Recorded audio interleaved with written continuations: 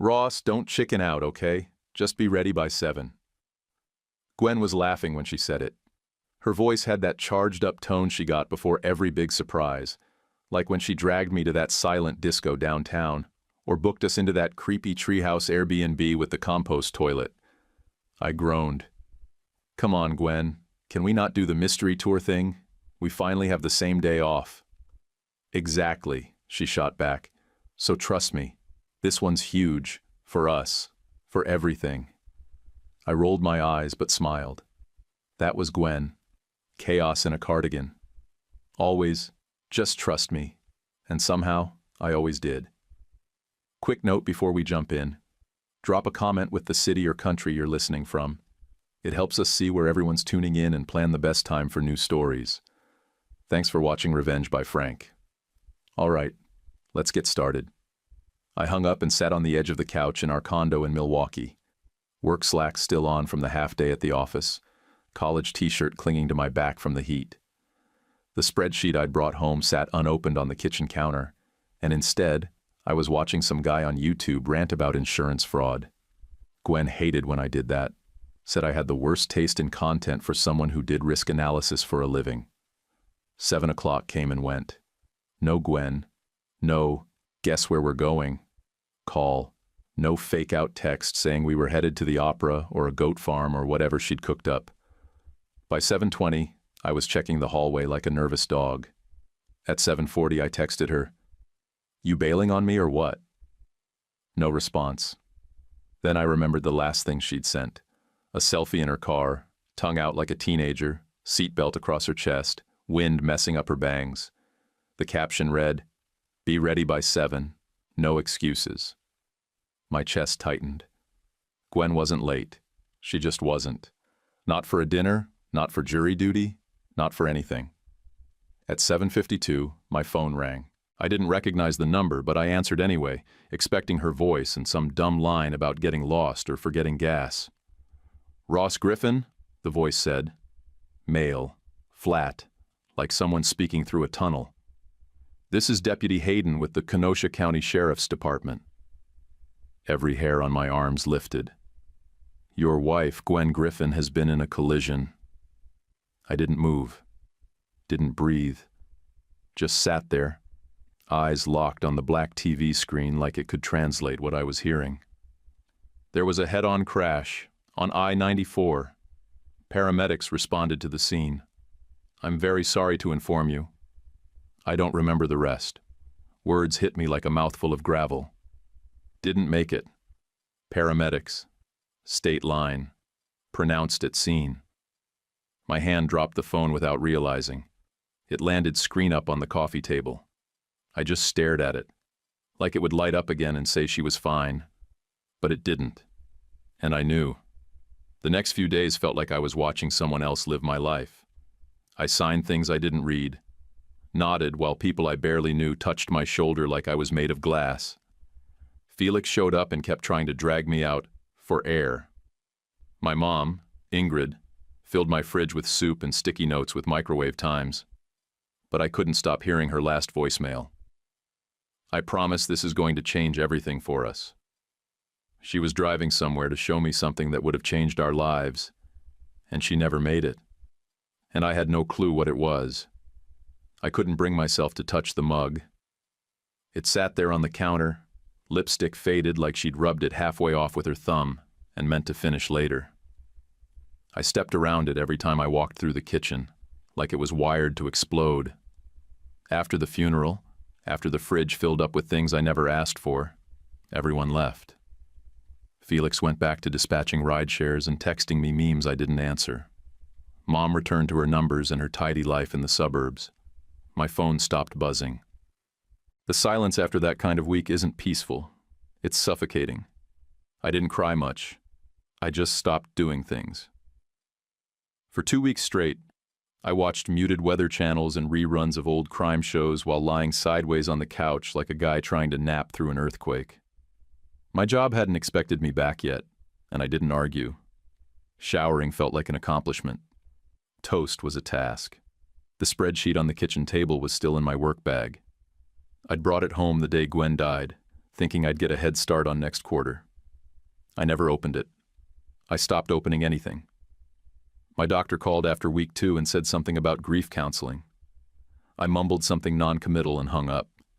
Then, one afternoon, I stood in the kitchen trying to remember if I'd eaten anything the day before and came up blank. That scared me enough to finally make the appointment. Not because I wanted help. I just needed everyone to stop asking. The counselor had kind eyes and a voice like she'd worked retail before this job. I sat in her beige office and said all the things that make you sound functional. I understood grief was non-linear. I knew about shock, denial, bargaining. I worked in actuarial. I said it like that meant something. Like my job calculating life expectancy gave me a special pass through tragedy. I'm not confused, I told her. One mistake, one wrong turn, and everything you planned collapses. I get it. That's literally my job. She nodded, wrote something down. Probably that I was full of it. What I didn't tell her, not at first, was that a piece of me had been relieved when Gwen died. Not because I wanted her gone. That wasn't it. But because now I didn't have to keep pretending I was excited about the next big thing. The next possible change. I'd built a life out of stability and spreadsheets, and she was the one who kept trying to shake the snow globe. We'd found out I couldn't have kids 7 years ago. It hit her different than it hit me. She threw herself into book drives and reading festivals and volunteer programs. I buried myself in work. Gwen was out building story times for other people's kids while I was chasing career ladders. That was how we coped. We never said it, but the issue didn't go away. It just got buried under a pile of calendar invites and grant proposals. Ingrid came by once a week with soup and the kind of quiet efficiency that made me want to punch a wall. She'd sit, eat half a bowl with me, then wipe down the counters like she was just keeping her hands busy while the rest of me fell apart. "You don't have to fix this, honey," she told me one night. "You just have to outlive this part. That's the job right now." Felix had a different approach. He called it the 3-pronged method: whiskey, sports, and oxygen.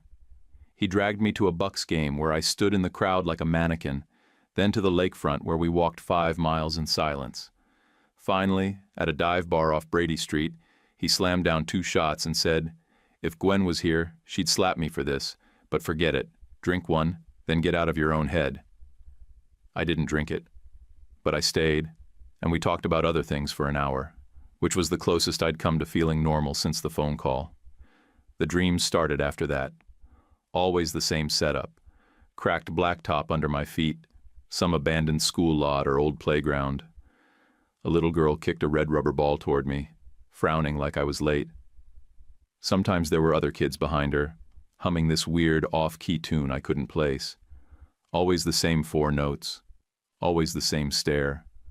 I'd wake up with my shirt stuck to my back, heart pounding. At first I chalked it up to stress, my brain doing grief gymnastics. But there was this part of me, the same part that spent all day thinking in ratios and risk models, that whispered, "This feels like something. This isn't random."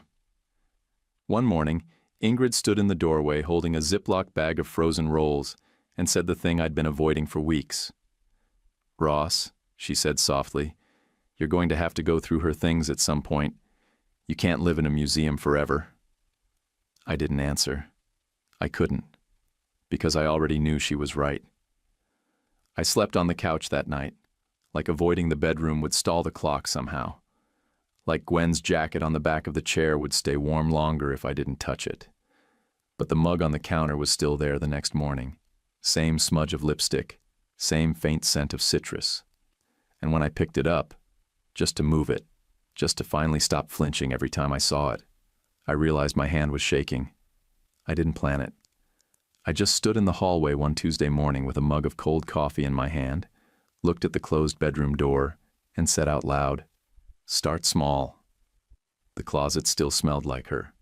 That same citrus lavender detergent Gwen insisted on buying in bulk because chemicals give her guilt rashes. Her side was packed the way she left it. Folded, color-coded, soft layers I never understood but recognized like wallpaper. The festival shirts were stacked in columns. Most of them had little inside jokes printed on them from past years. Page turners and late returns, loud readers anonymous, banned books never die. I didn't laugh at any of it. I just sat on the carpet and started 3 piles: keep, donate, and a pathetic one in the middle for things I couldn't deal with yet. That middle pile grew the fastest. Ingrid called mid-afternoon. She always timed it when she thought I'd be emotionally fatigued, which pissed me off more because it worked. "Don't try to conquer the world in a day," she said. "Pick one thing. Maybe her nightstand. That's manageable." "I'm already ankle-deep in cardigans and sarcasm," I muttered, holding up a hoodie that still had her hair on the collar. "I'll deal with the drawer later." "You'll deal with it now," she said, firm, "before you shut down again." I hated how her voice sometimes sounded like Gwen's when they were both sure I was overthinking everything. So I did it. I sat on the edge of the bed and pulled open Gwen's nightstand drawer. A gust of peppermint and dust hit me.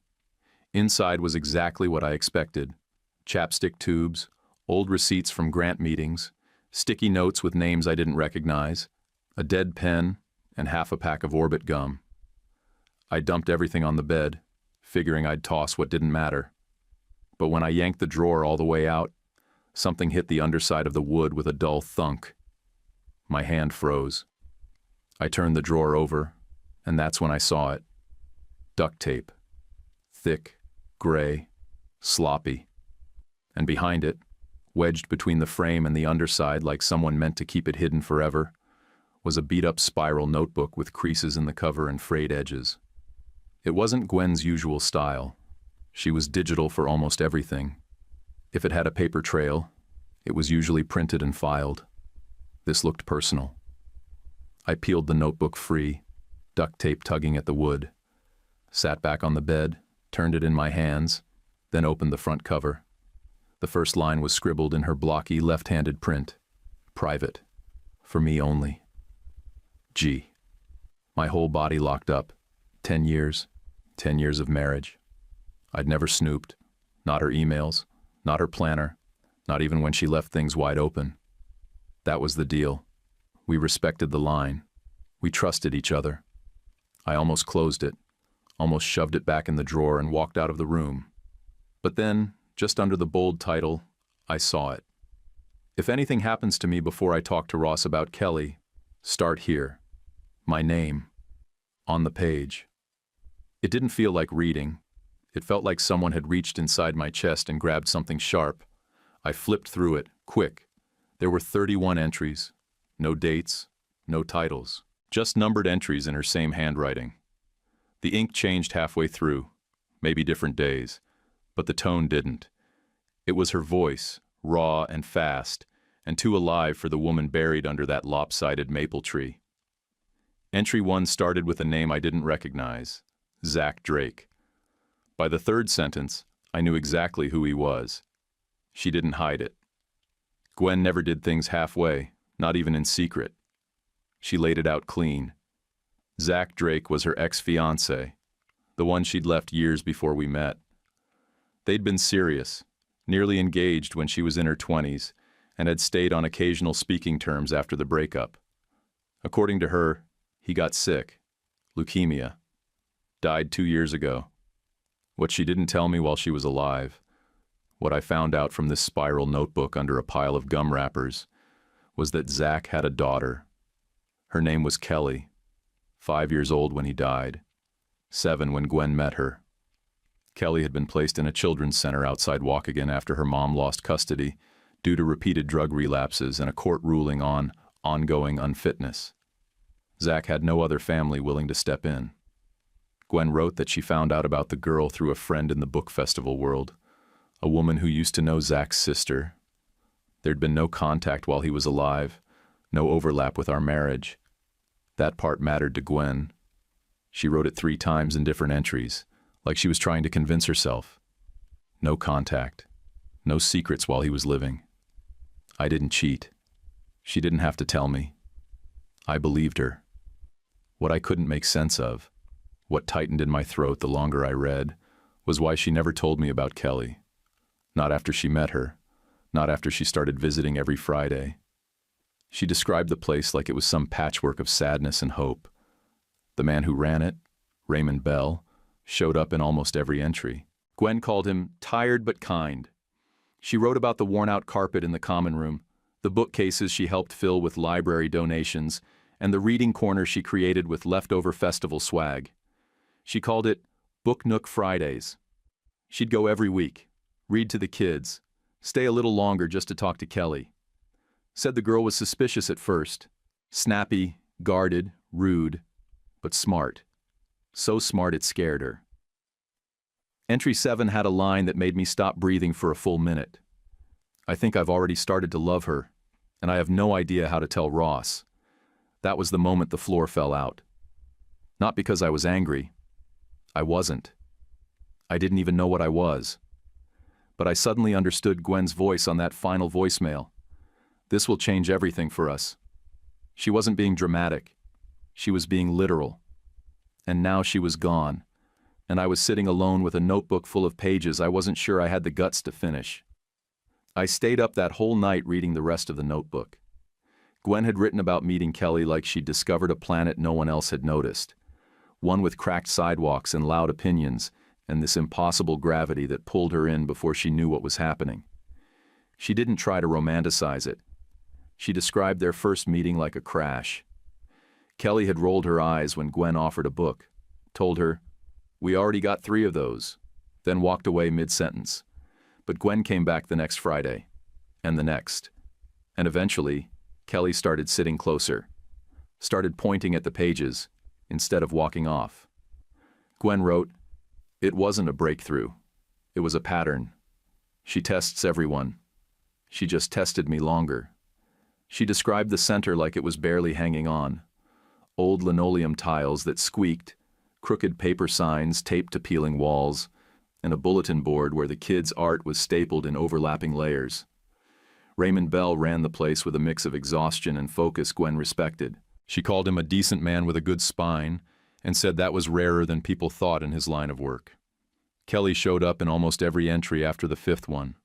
Gwen called her a tiny hurricane with big brown eyes. Said she was sharp, sarcastic, and so used to being disappointed she treats kindness like it's probably poisoned. She wrote about how Kelly used to interrupt her mid-sentence just to say, "You don't have to come back." They never do. Gwen came back anyway. One Friday, Gwen brought a box of donated books and set up a corner on the floor with a faded rug and 2 beanbag chairs the size of small animals. She called it Book Nook Fridays and made a deal with Raymond to come every week. Some of the other kids came and went, but Kelly stayed. Sometimes she didn't talk, just sat drawing weird birds with huge feather crests while Gwen read to whoever would listen. But she never missed a week. And then Gwen started writing about me. She didn't blame me, not exactly, but she laid things out the way she always did, plainly, precisely, no wiggle room. There was one entry where she wrote about us seeing a family at the zoo. The dad was trying to juggle 3 kids, and one of them threw a stuffed lemur into a fountain. I'd muttered something like, "Exhibit A for why we're fine as we are." Gwen didn't answer at the time, but she wrote about it later. He says he's too broken to be a dad, like it's a diagnosis. But I think he's just scared. And it hurts, because I think I could love this little girl if I let myself. I think I already do, but I can't share it with him, because he talks about adoption like it's a risk assessment. That one hurt. Reading it, I could actually hear my own voice, all business, all logic, saying those exact things. Too broken. Fine as we are. Unpredictable variables. Stuff that sounded smart at the time. Now it just sounded like someone slamming a door in her face. The middle entries were all Kelly. Her moods, her questions, her brutal one-liners. One Friday she told Gwen, "You read better than the TV lady, but your hair's wild," then climbed into her lap like it was nothing. Another time, she asked Gwen if she had kids, and when Gwen said no, Kelly said, "Good. They'd just leave me too." Gwen didn't write what she said back, just that she'd gone to the parking lot afterward and cried for 20 minutes before driving home. There was an entry where Gwen wrote she'd looked up fertility clinics again, even though she already knew my infertility wasn't fixable. She admitted it wasn't even about that anymore. I thought I wanted biology, she wrote, but now I think I just wanted someone to want me as their person. Kelly already does. And I'm scared of how badly I want to be hers too. That was when she started seriously considering telling me. She'd written about talking to one of her old law school friends, someone who worked in family court, about what it would take to adopt a child from another state. Not because she wanted to do it behind my back, because she was trying to get all the facts before dropping it on me. He always wants the facts first, she wrote. If I show him just the emotion, he'll shut down. But if I bring him something real, something tangible, maybe he'll stay in the room long enough to hear the rest. She wasn't wrong. Near the end, her entries started sounding more rushed, like she'd stopped journaling and started using the notebook as a way to organize her plans. She wrote about talking to Raymond, about promising Kelly that a surprise was coming soon, and about how nervous she was to finally loop me in. The last full entry was a letter. It was addressed to me. Ross, if you're reading this, something went wrong. I chickened out again, or worse. I didn't want to leave you with questions, so here's the truth. Her name is Kelly. She's 8 this winter. She's Zach's daughter. I didn't know about her until after he died. There was no overlap, no contact. But once I met her, something clicked. She needs someone to stay. I want that someone to be us. If you can't do it, if this breaks things, I understand. But don't walk away without meeting her first. She's more than a decision. She's a person. And she's already waiting. The final page wasn't even a full entry, just a scrawl at the bottom, like she'd run out of time. Next Saturday I'm picking Ross up, not telling him where we're going. I'll swing by the center earlier to set things up, then pick him up at 7. I'm done hiding. He deserves the whole truth, and so does she. If he walks away, that's on him, not me. That was the day she died. That was the road she was on. She wasn't driving off to a spa weekend or some surprise dinner. She was going to see Kelly, to make sure everything was in place, and then come get me. She was going to take me to meet a little girl I didn't know existed. A little girl who, in Gwen's mind, was already halfway ours. I didn't sleep the night I finished the notebook. Just paced. Sometimes in the dark, sometimes with the lights on, like that made a difference. Every few minutes I'd stop, stare at her handwriting, then start muttering to no one. You don't drop something like this in a drawer and tape it shut. You had 10 years to ask. What did you think I'd do? Just explode? I was mad. Not grief mad. Real mad. The kind that makes you clench your teeth even when you're just microwaving leftovers. The kind that burns right behind your eyes. And it made me feel awful, because what kind of person gets angry at someone who's already dead? Apparently me. I called Felix the next day and said something dumb, like, guess I was wrong about everything. He told me to meet him at our usual dive on 3rd. Cheap wings, lukewarm beer, and the one waitress who always called us Han like we were 60. I needed that. Or maybe just noise that wasn't coming from inside my skull. I found a journal, I told him, tapping the notebook like it might bite. It wasn't just a whim. Gwen was serious. She was going to introduce me to this kid. Felix nodded slowly, like he already knew. You're mad because she believed you were better than you thought you were. That's not the worst crime, man. I didn't say anything for a while. Just picked at a plate of wings I couldn't taste. She was driving to see the kid the day she died, I said finally. She had it all planned out. Pick me up, take me there, drop the bomb. You still got the address? No, but she left clues. Highway exit, director's name. Said it was near an old rail line in Waukegan. Felix pulled out his phone. Then we find it. That night we tracked it down in under an hour. Google gave us 3 hits, but only one of them was near the old tracks. A municipal children's center with low Yelp reviews and an old .org site that hadn't been updated since Gwen was alive. There was a blurry picture of the building front and a staff list that included Raymond Bell. I sat there staring at the screen, notebook open in my lap, feeling like someone had lit a fuse in my chest, and I didn't know how long it had left. The next morning, I got in my car and drove to Waukegan. No announcement, no plan, just raw nerves and a half tank of gas.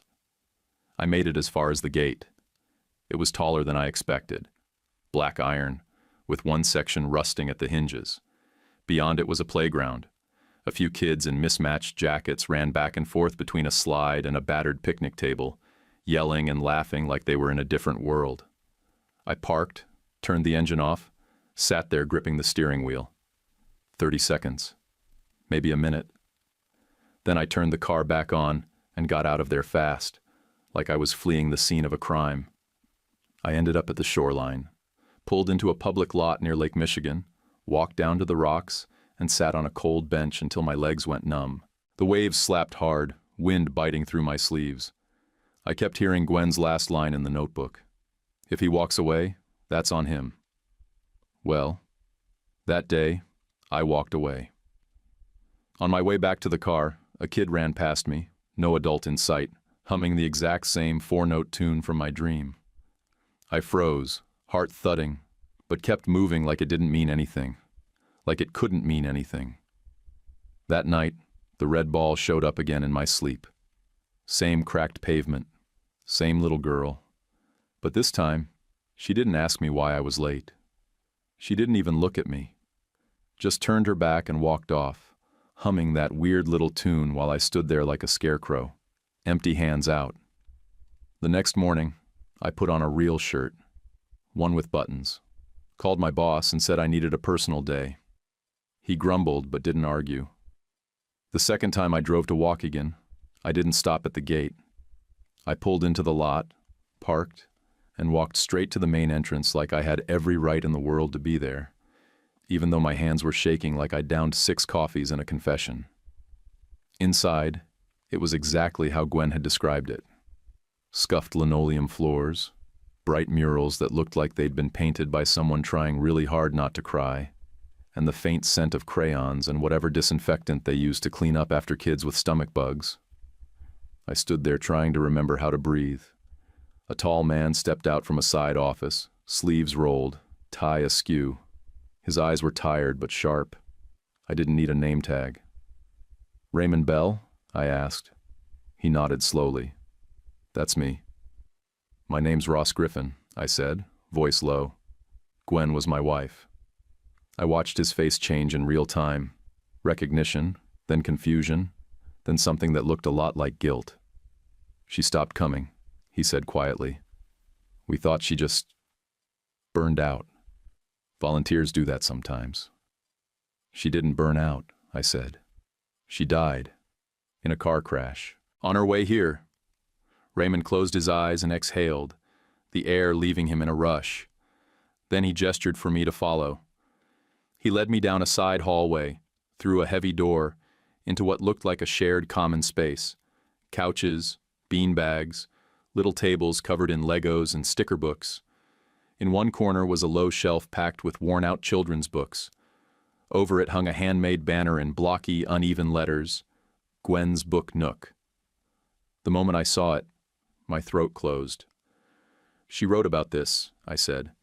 "She planned it, named it." Raymond nodded. "She brought books every week, built this little corner from nothing. The other volunteers helped hang the banner after her second month here." I stepped closer. The handwriting on the banner was definitely hers. I would have known it anywhere. Above the shelf, taped crooked to the wall, was a drawing done in thick black marker. A woman with big curly hair holding a book, standing next to a little girl with spiky pigtails.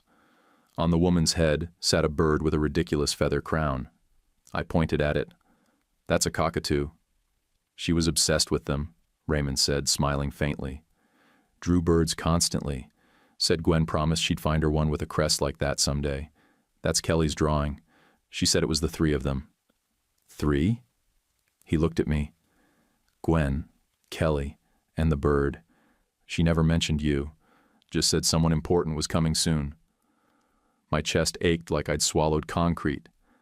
To this kid, this real living kid, I wasn't Gwen's husband. I was nobody. Worse, I was the person who hadn't shown up the day Gwen said someone special was coming. I stood there, staring at a homemade reading corner in a building I'd never set foot in, realizing Gwen had already become part of this girl's world, and I was just the gap she left behind. Raymond didn't try to sell me on anything. He didn't give a speech or a pamphlet or one of those polite smiles people give when they're waiting for you to quit wasting their time. He just stood with his hands in his pockets and asked, "Do you want to meet Kelly today? Or someday?" I don't even remember making a decision. My mouth opened before my brain caught up. Today, before I chicken out again. He nodded once, like that was the answer he expected, and motioned for me to follow him down a hallway that smelled like whiteboard markers and cafeteria food.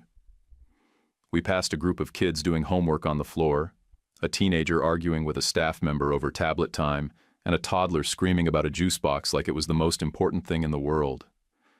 The meeting room was small and plain, beat-up chairs, a tiny round table built for second graders, a box of broken crayons shoved against the wall, and a stress ball sitting on the table like someone had left it mid-panic attack. I sat down on a chair that made my knees ache and tried to pretend my hands weren't shaking. From the hallway, I could hear the muffled sound of kids laughing and yelling, and every voice that got closer made my chest tighten. I didn't know what I was supposed to say. There was no script for this. The door opened. She walked in like she owned the place. Wiry, sharp-eyed, ponytail falling sideways, one shoelace dragging. She looked maybe 6 at first glance, but there was a confidence in the way she moved that said she'd had to grow up twice as fast. She dropped into the chair across from me, arms folded, chin lifted like she'd already decided I was wasting her time. "So," she said, "you the backup adult?" I almost laughed. Almost. But my throat closed too fast. "I guess I am," I said.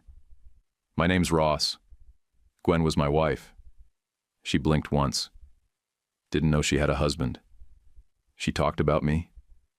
"Not like I thought you were real," she said bluntly. She mentioned a Ross who likes spreadsheets more than people. I figured he was imaginary. That one landed.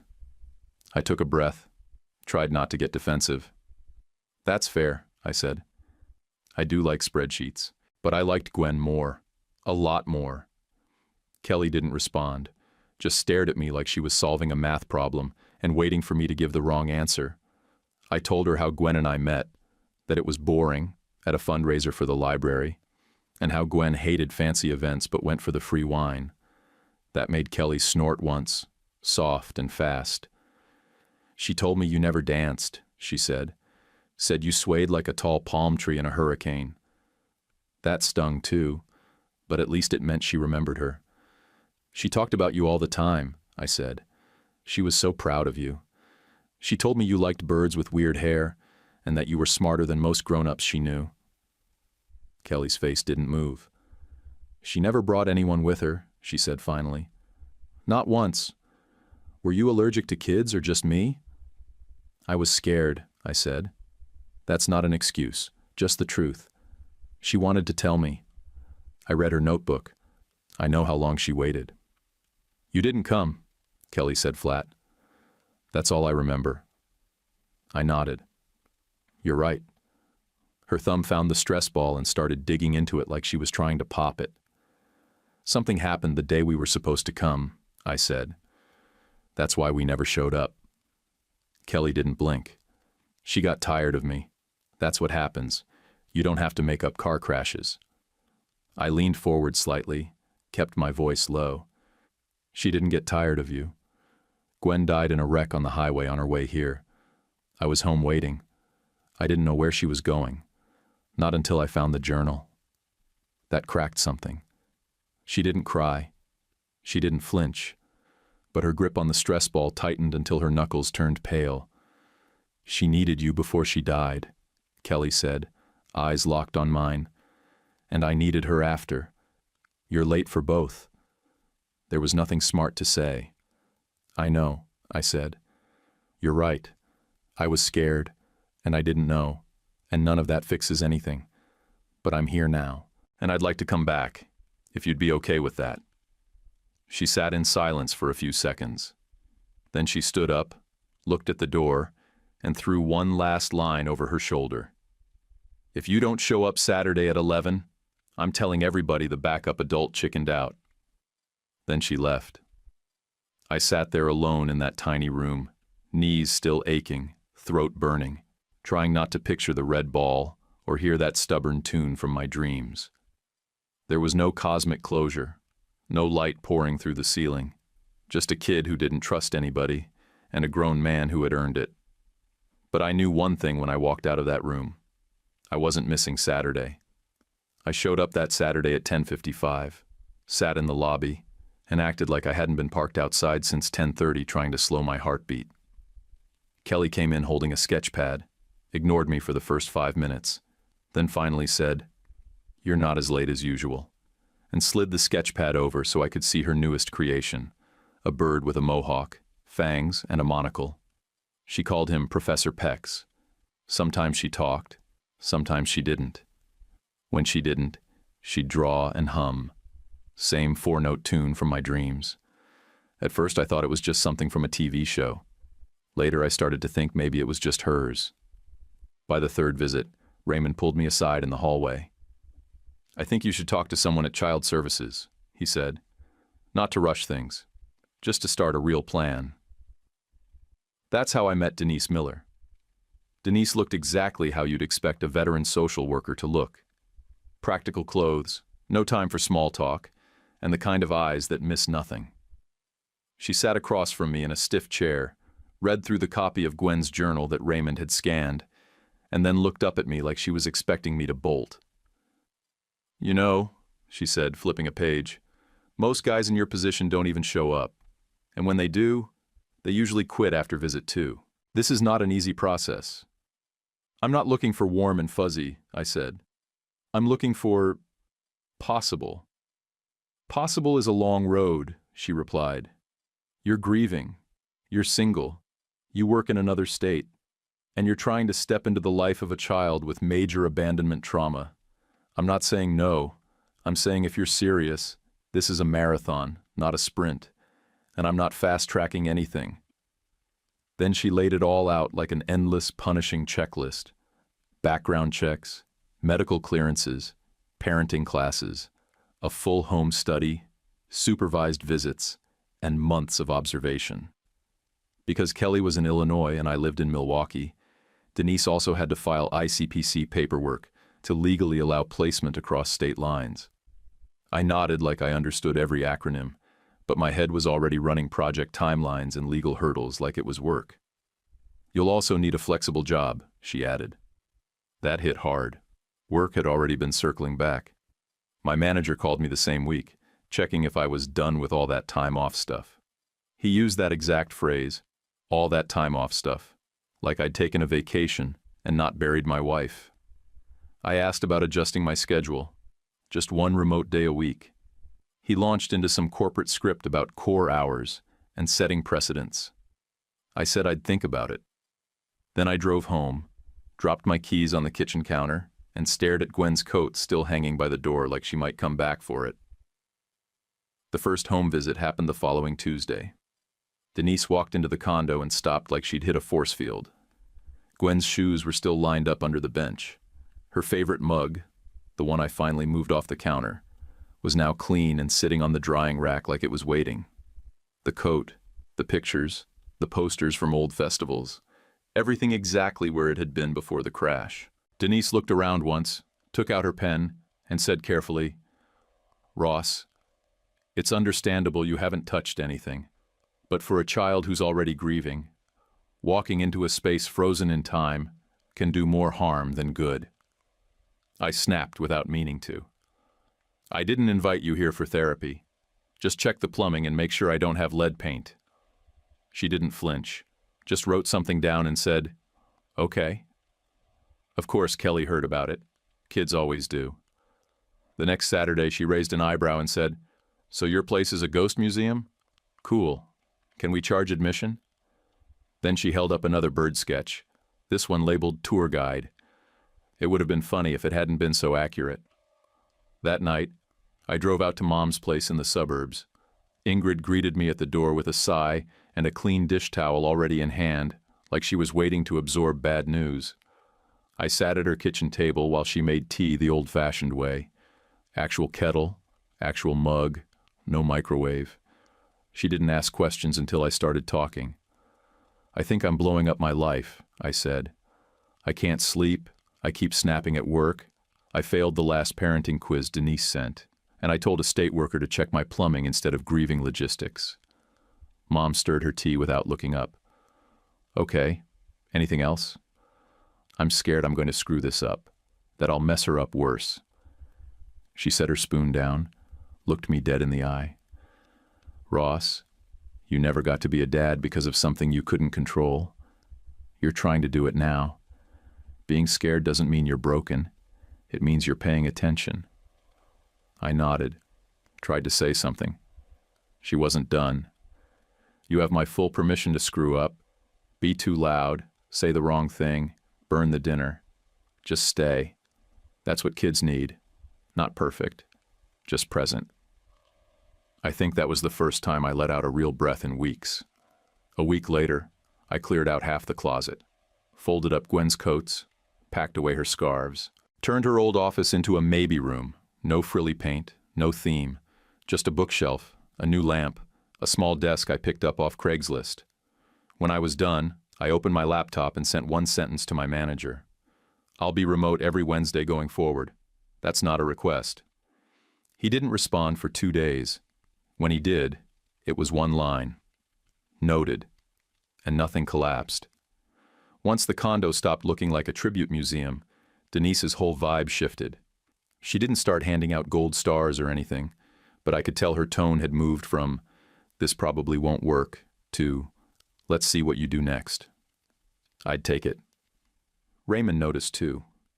He didn't say much, but the next time I brought Kelly back from a Saturday visit, he clapped me on the shoulder and said, "Don't underestimate consistency. Some of these kids go years without it." That consistency became our thing. Saturdays turned into short outings. First it was the Milwaukee lakefront, then a burger place Raymond swore by, and sometimes just the little park by the center with one decent climbing structure and a slide that made my knees crack when I sat on it. I wasn't trying to impress her. I just wanted her to know I wasn't going to flake. One weekend, the weather tanked, and I didn't want to sit in the center all afternoon. So I drove her to a strip mall pet store just to kill time. She acted bored at first, dragging her feet, pretending everything smelled weird. But the second we reached the bird section, she stopped cold. There was this little cockatiel, pale gray body, bright yellow crest, hopping around like it had something urgent to say. "He looks like he knows all your secrets," Kelly whispered, tapping the glass. "If I ever get a bird, I'm calling him Pixel, like tiny and annoying and always glitching." The store clerk must have caught the look on my face because she asked if Kelly wanted to hold it. I expected her to say no. She didn't trust much of anything, especially if it came with strings. But she held out her arm without saying a word. The bird climbed up, tilting its head like it was trying to read her thoughts. Kelly's face cracked open into this grin I hadn't seen before. Not sarcastic, not defensive, just real.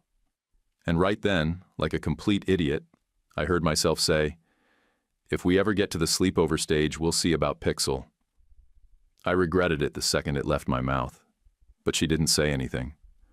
Just watched the bird, nodding a little, like she was filing that away somewhere important. Back at the center, Denise pulled me into the hallway.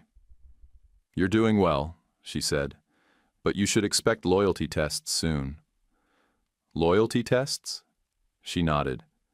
"Kids like Kelly, ones who've been abandoned, handed off, forgotten, they sometimes lash out when things get good. They test you. See if you'll leave like everybody else." "I'm not leaving." "I'm just saying," she said, "don't take it personally if she suddenly turns on you. She's not testing you because she hates you. She's testing you because she wants to believe you're the one who won't run." I said I understood. I meant it. But understanding something in theory and living through it are two very different animals. It happened the next week. My manager, same guy who told me "noted" in response to my remote day request, dropped a surprise Friday deadline on me, and called it a growth opportunity. I worked late, missed my own prep time, and texted Raymond that I wouldn't be there until Sunday. When I showed up 2 days late, Kelly barely looked at me. Wouldn't speak for the first 15 minutes. Just kept drawing. Another weird bird, this one half on fire with angry eyebrows. I tried explaining the work thing. She didn't look up. I said I was sorry, I added. It's fine, she said flat. I'm like a hobby. You can put me back on the shelf when you're busy. Kelly? Relax, Ross. I'm practiced. My dad died before he could screw up. My mom checked out when I was 4. Gwen died on the way to see me.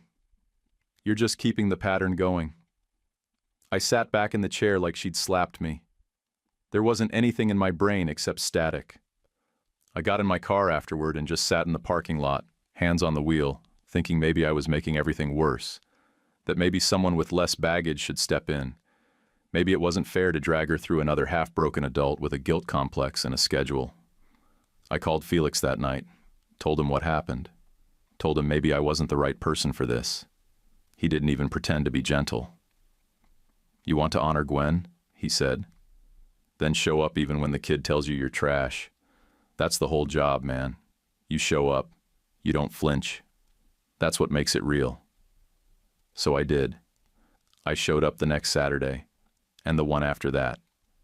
I kept showing up until Denise told me the ICPC paperwork for temporary placement had gone through, and overnights were cleared. You're approved for a trial period, she said. Let's see how she does in your space. When I told Kelly, she shrugged like it wasn't a big deal, but she showed up with a box already packed, a toothbrush, 3 stuffed animals, her sketch pad, and a smaller box with holes poked in it. Inside was the bird. You promised, she said, so I brought Pixel.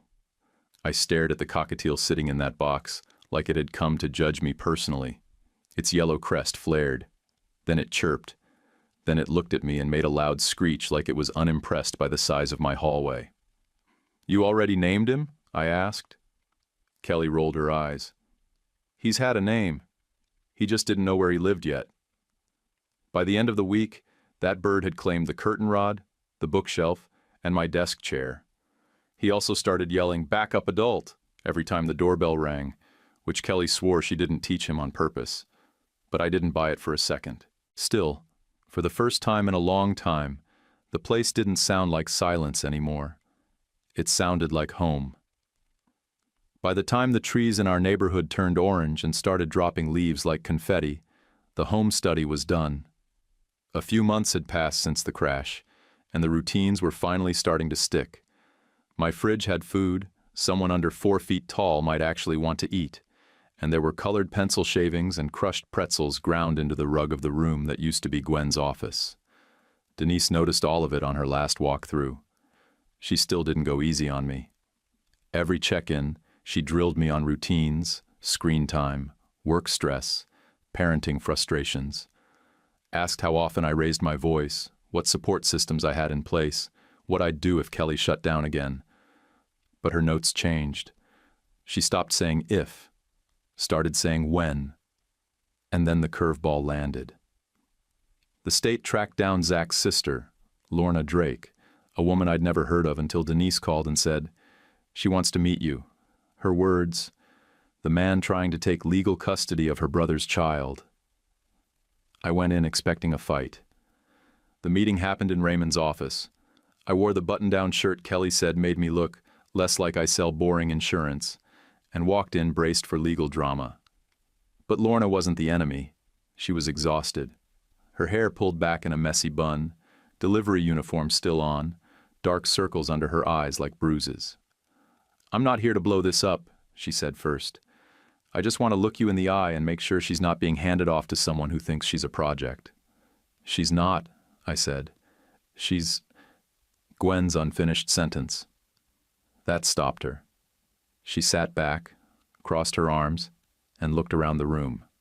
At the artwork on the walls, the shelf of books labeled Gwen's Book Nook, the faded beanbags Gwen had bought off Craigslist. "I never visited," Lorna said after a long pause. Not once. I was scared she'd ask why no one in her family wanted her. I thought staying away would hurt less. I was wrong. She didn't give a speech or demand anything. Just nodded, said she'd think about it, and left. 2 days later, a plain white envelope showed up at my door. No return address. Inside was a letter on heavy paper with Gwen's name printed neatly at the top and her handwriting below. The first line read, "To Ross, and to any court that needs proof, I'm not crazy." It was dated 6 months before the accident. The rest was what I already knew. That she'd met Kelly, that she believed in her, that if anything ever happened to her, she hoped I'd at least try. It named me formally as her intended custodian if a path opened up. I gave it to Denise.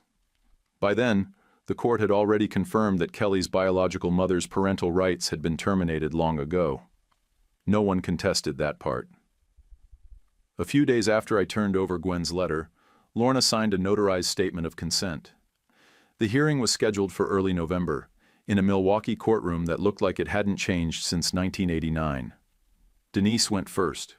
Her testimony was clear, practical, and full of enough behavioral details to make me sound like I knew what I was doing. Then Raymond stood up. He talked about Gwen, about Kelly, about the way she lit up when she talked about the maybe family. He said I'd kept showing up when most people would have quit. Then Mom testified. Ingrid kept it short. She said I'd always been slow to leap, but steady when it mattered.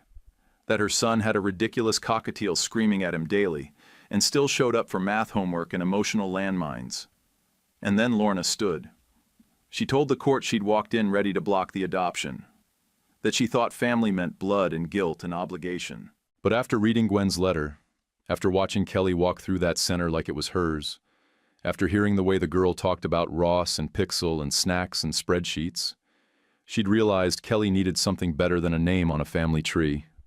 She needed permanence. Finally, the judge looked at me. "You're a numbers guy," he said. "You've got a good job, a lot of grief, and a much easier road if you walked away. Why choose this?" I didn't pause. Because starting over without Kelly would feel like quitting on both of them. He signed the order. Kelly squeezed my hand so hard I thought she was going to break a knuckle. "So am I. Like official now?" she whispered. "Do I get a badge or a certificate or something?" "You get a really loud bird and my last name." "Cool," she said, grinning. "But I still want a badge."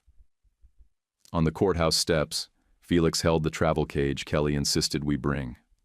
Pixel squawked at full volume the second we walked out, yelling, "Back up, adult!" while Denise laughed harder than I'd ever seen her. A month later, the Milwaukee Library Board voted on my proposal, a full renaming of the Children's Corner in honor of Gwen. I didn't cry when they approved it, but I did feel something loosen in my chest that hadn't moved since the accident. At the first event, Kelly stood at the podium with shaking hands and read 3 paragraphs from Gwen's favorite picture book. Pixel muttered nonsense from his carrier beside me, and no one told him to stop. The first spring after the adoption felt different. The city was still gray in patches, but the light had changed. Sharper, honest, like it was finally done apologizing for winter. It was a clear Sunday when we drove out to the cemetery at the edge of Milwaukee, the one with the crooked fence line and the old maple tree leaning like it was tired of pretending to stand up straight. I didn't have to ask. Kelly packed the flowers herself, 2 bundles wrapped in paper towels and tinfoil. Pixel rode in his travel cage, squawking the entire ride like we'd kidnapped him on his day off. We walked the short gravel path in silence. No dramatics. Just her small hand carrying the flowers like it was a job that mattered. Gwen's stone was exactly where it always was, tucked just enough under the maple that leaves would hit it first come fall. We cleaned it together. Kelly used her sleeve, wiped the dust off the lettering, then crouched and ran her finger along the carved line at the bottom. "More love, less fear," she read out loud. She had good handwriting. Then, still crouched, she tilted her head toward the stone and said, "I passed my reading test, by the way. Also, Pixel learned 3 whole sentences and one kind of bad word that he says when he's bored." I didn't say anything. Just stood behind her, holding the birdcage, nodding like that stone could see it. Back home, the afternoon stretched out easy. I made grilled cheese the way Ingrid taught me. Too much butter, too little patience, one eye on the pan and one on the kid. Kelly sat at the small kitchen table doing math homework with her tongue sticking out between her teeth like she was arm wrestling the numbers. Pixel paced the curtain rod, head twitching every time we spoke, soaking it all in like he was collecting blackmail. Then it happened. Clear as glass, in that weird little robotic tone of his, Pixel said, "More love, less fear." I froze, spatula midair. Kelly didn't even look up, just smirked like she'd been waiting. "I've been whispering it to him," she said, "at night, so he won't forget it like grown-ups do." I swallowed, hard. "Hear that, Dad?" she added, testing the word again, rolling it around in her mouth. "Even the bird says you're stuck with me now." That word landed sharp and deep, and I felt it hit something solid, but I kept my voice steady. "Good," I said, "because you're stuck with a guy who still uses his fingers to count when he's tired and burns grilled cheese every third try." "Every second try," she corrected. I turned back to the stove, pretending not to smile. Above the table hung her old drawing, the one from the center. Gwen with the curly hair, a book in her hands, a kid by her side, and that ridiculous bird with the giant crest perched on her head. Only now, next to them, she'd added another figure in different colored marker. Glasses, messy hair, holding a mug that said, "World's Okayest Grown-Up." The Milwaukee Festival had already posted the fall sign-ups. The kids' program had a wait list longer than ever. The downtown library now had a permanent banner, Gwen Griffin Reading Room. Flyers for story time were taped to every hallway in the building. Our condo had crayons under the cushions, birdseed in every corner, and math worksheets with bite marks in the margins. Pixel yelled, "Back up, adult," every time someone knocked on the door, then laughed at his own joke. And me? I stood there at the stove, one hand on the spatula, listening to Kelly and that ridiculous bird argue over who got the last French fry. And I didn't feel haunted anymore. I didn't feel like I was borrowing someone else's future or walking through Gwen's shadow. What I felt was steady, not perfect, not fixed, but real. I glanced over at Gwen's photo on the shelf, the same one that used to sit on her desk back when I thought spreadsheets and routines were enough. I nodded at it. Not a speech. Not a moment of silence. Just a nod. Then I flipped the second sandwich, already burnt on one side, and Pixel chirped the phrase that had somehow pulled all of us forward. More love, less fear. Before you head out, let me put something on your mind. If you were in Ross's shoes, would you have stepped into that kid's life or walked away? And hey, if you've got hype, tap it now to push this story to more people. Make sure you subscribe and hit like. It really helps more than you think. And drop a quick comment, even just "good story" or your take on it. Love you guys.